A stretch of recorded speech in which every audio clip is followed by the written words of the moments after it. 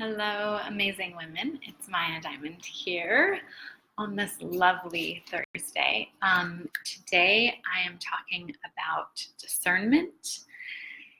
And I want you to know that discernment, in my opinion, is one of the most important skills that a woman needs to have in order to find a healthy, loving partner and relationship.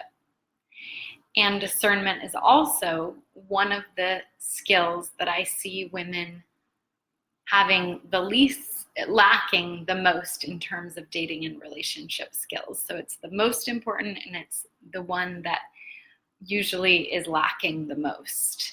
And the reason that it's lacking the most is that you didn't learn how to discern well in your family. For instance, maybe you grew up in a household where your father wasn't a great role model for a great guy, and he didn't teach you what great men were like. Or another reason is that in our society, in our culture, we're not taught, what is a great man from a not so great man. So we don't really get taught discernment in our society. And so it's no fault at all of our own that we don't have the discernment skills that we need when it comes to love. And so that's one of the main things that I help my clients with, is increasing their level of discernment. So someone posted on the group asking a question regarding chemistry and attraction. And that comes up a lot, right? How attracted should I be? How attracted am I to this person? How much is enough chemistry? How much is too little? How much is too much? And first of all, I want each of you to know that chemistry and attraction is one of the factors that we look at in terms of discerning if someone is right for us, right? But it should not be the most important factor. It shouldn't be prioritized above everything else. Because what happens when we do that is then all these other important qualities get lower on the priority list, and then we can maybe meet a man who's very attractive and charming and interesting and has so many great things to talk about, but who does not treat us well, but who is not emotionally available. So it's really, really important that we look at a chemistry and attraction in terms of discernment, that we look at it as one of the things that we're looking at in terms of the person that we are deciding to be with or not, right? And so just, on a personal note, I definitely used to put that as the highest priority, which definitely got me in trouble, right? Then I definitely wasn't with guys who treated me really well. I definitely wasn't with guys who were emotionally stable. I definitely wasn't with guys who were financially stable. And so when we are looking at what we are discerning, we want to make sure that we're putting other factors, equally as important as chemistry and attraction. I think, again, what we get taught in our culture is that in movies, you see the man and the woman, looking into each other's eyes across the room, and there's just this instant chemistry and attraction, right? And so I think we get taught a lot through our culture that that's the most important thing. And I'm here to tell you that is not the most important thing. But it is a factor, and it's important that you're attracted. But there's also other things that are important as well. So the other thing I want to say about chemistry and attraction is what we've seen, and what's true in the research is that it can really grow over time. And so if you do meet someone who has the qualities that you want, if you do meet someone who really feels like they meet you on every level, but then maybe the attraction and chemistry isn't quite there yet, I would definitely recommend continuing and getting to know them, because the more you get to know them, what happens with women, because we're so mentally stimulated and our turn on is definitely related to our mental stimulation, and therefore the attraction can really grow and grow and grow. So, so I want you to take a moment now and notice for you in terms of discernment, do you feel like on a scale of 0 to 10, 10 being the most advanced discerner, in other words, you're very good at discerning a man in terms of if he is the right guy for you, or all the way down to 0, which would be you're not very good at discerning if a guy is the right guy for you. In other words, you feel like maybe your picker is off. You feel like the guys that you've chosen have not been right for you. So therefore, you feel like you don't trust your level of discerning. So I want you to write in the comment box what number you're at. Do you feel like you're at a 10? Do you feel like you're at 7? Do you feel like you're at a 2? Just to kind of get a sense of where you're at in terms of your level of discerning. And also, please write in the chat box if there's any area of discernment that you want to get better at. Maybe you want to get better at discerning attachment style, someone's attachment style. Maybe you want to get better at discerning if someone is trustworthy. So, right, there's all these things that we need to learn how to be discerning at. If someone's trustworthy, if they're a narcissist or not, if they're securely attached or not, if they have an attachment style that meets yours or not, if they're, an intellectual match, if they're a physical match. So beautiful, Cheryl. So wonderful to see you here. Good. So you're level 7 to 8. Love it. So we want to really notice, is there somewhere that we feel like we can increase our level of discernment? So for example, I used to have the problem of, I felt like I would say I used to not be able to discern. Well, what I used to do is I used to get blinded by chemistry. See if you relate to this. I used to get blinded by the chemistry and attraction. And so therefore, all the other things that were important to me would just get pushed aside. So I really needed help and support with making sure that I wasn't just discerning if a guy was right for me based on chemistry and attraction, right? So just notice for you, where do you feel like you need to grow in terms of discernment? And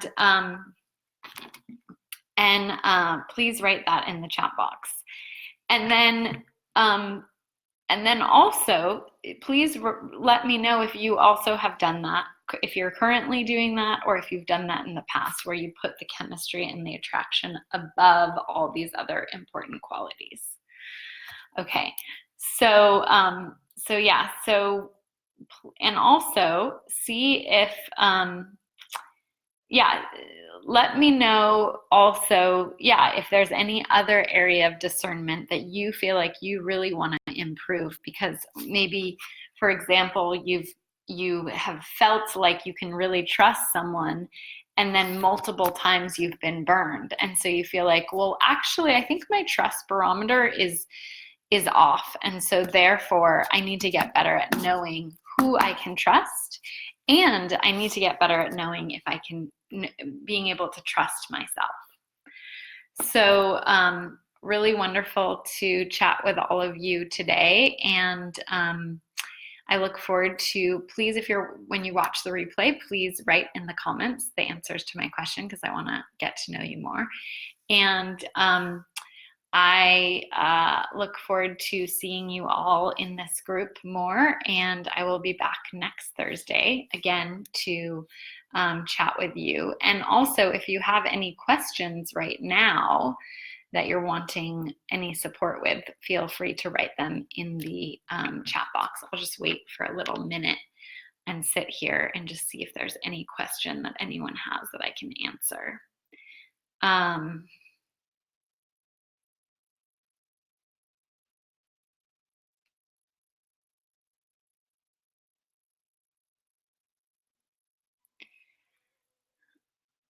yeah, let's just see if there is any questions, any dating and relationship questions that you have. I would love to see.